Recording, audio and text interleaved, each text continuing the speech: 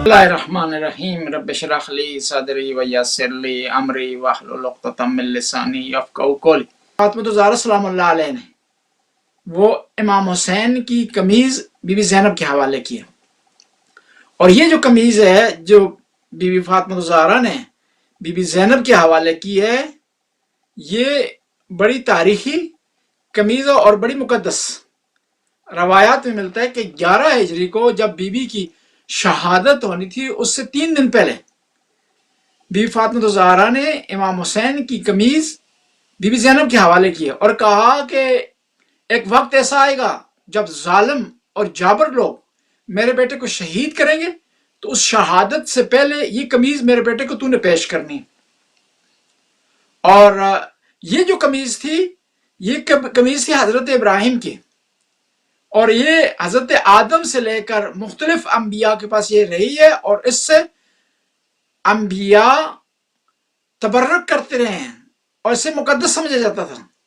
और ये कमीज अंबिया से चलती रही, नबी करीम की बारगाह में आई और नबी करीम ने फातिमा ज़हरा सलामुल्लाह अलैहा को दी। फातिमा ज़हरा ने 11 हिजरी को अपनी शहादत से पहले बीबी ज़ैनब सलामुल्लाह अलैहा को दी। और ये वो कमीज थी करबला में जो इमाम हुसैन ने आखिरी वक्त में पहनी।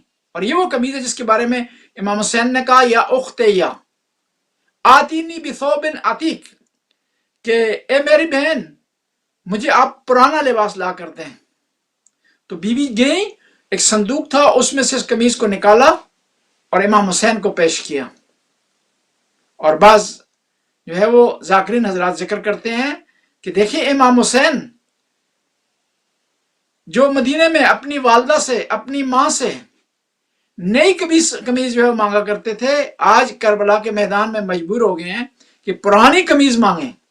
देखिए आले बैत पर कितने जुल्म और मजालिम हुए हैं जिसकी इंतहा नहीं।